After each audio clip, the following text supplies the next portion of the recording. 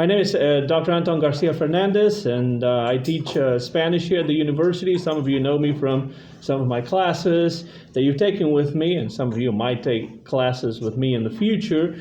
And I would like to start by thanking the Spanish Club for presenting this movie, everyone involved in putting this together, and also want to thank them for asking me to present a movie that I really like, which is this movie we're going to be watching called Pan's Labyrinth in the English translation, and in Spanish the name of it is El Laberinto del Fauno. And to this day, it is really the most successful, one of the most successful films by Guillermo del Toro, who is a celebrated Mexican director who has worked extensively in Spain and also here in Hollywood. You may have heard of some of his other movies like The Shape of Water.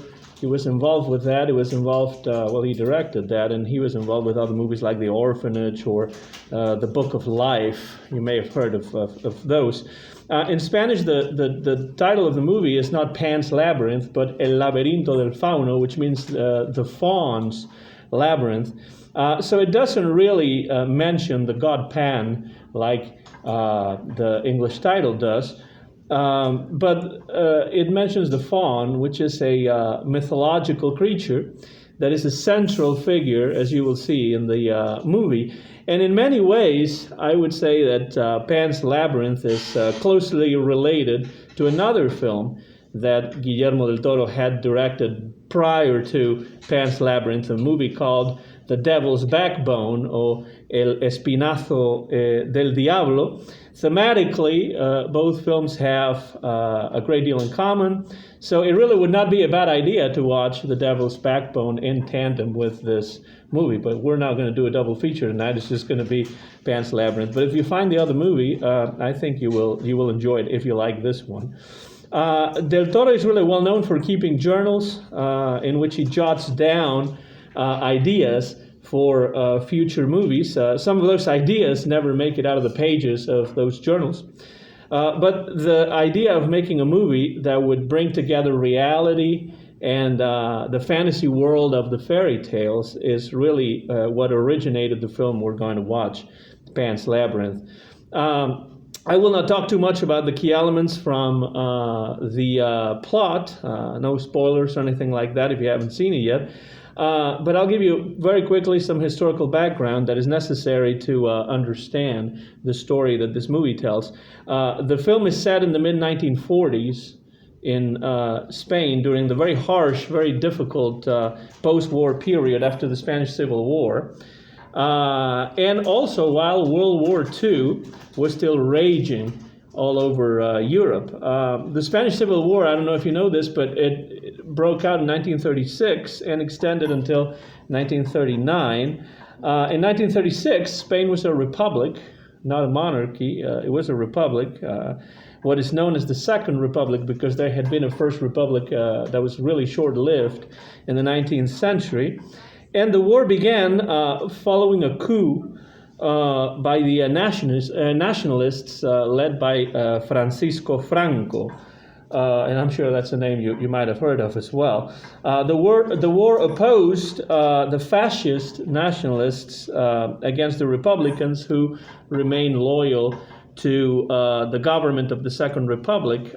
It was, just like every civil war, a very bloody, very violent war that soon became actually an international conflict in which many other countries were involved. Germany, Italy, the USSR, the United States. Famous writers like Ernest Hemingway, for example, George Orwell traveled to Spain at this time, and there were famous paintings such as Guernica by Pablo Picasso that also came about at this time. And in many ways, the Spanish Civil War prefigured the World War that was to come in Europe, World War II, that is. So, like any other country that has gone through a civil war, you can imagine that Spain was physically and economically devastated when in 1939, Franco's nationalists claimed a victory in the war. And after the war, Franco established a dictatorship that would last until his death in 1975. So it lasted for almost 40 years. And the film is set in the very harsh post-war years, like I said before, in the 1940s, in the mid-1940s. And at this time, and this is important, there were still some groups of Republican loyalists who had lost the war and who had taken to the mountains and to the woods in some parts of Spain to hide and to organize in order to resist and maybe attempt to overthrow the Francoist regime. These guerrilla groups were known as Los Maquis, and you'll hear that word, Los Maquis, and they were obviously hunted down by the military of the new government of Francisco Franco. And these Maquis appear in the movie, and although they were quite prominent in the early years of the dictatorship, they never really achieved their ultimate goal because, as I said, the dictatorship ended with the death of Franco decades later in 1975. So this movie is set, even though it's a movie from 2006, it is set in the mid-1940s. And before playing it, I'll just give you a couple of things to keep an eye on as you watch the movie. Okay, so the first thing is the way in which the reality of post-war Spain intertwines with the fictional world of the fairy tale as imagined by one of the main characters, and her name is Ophelia. Reality and fiction appear together in this movie, not clearly separated. And if you think about it, fiction is always intertwined with reality because fiction comes from reality. And I think this is something that the movie explores a little bit.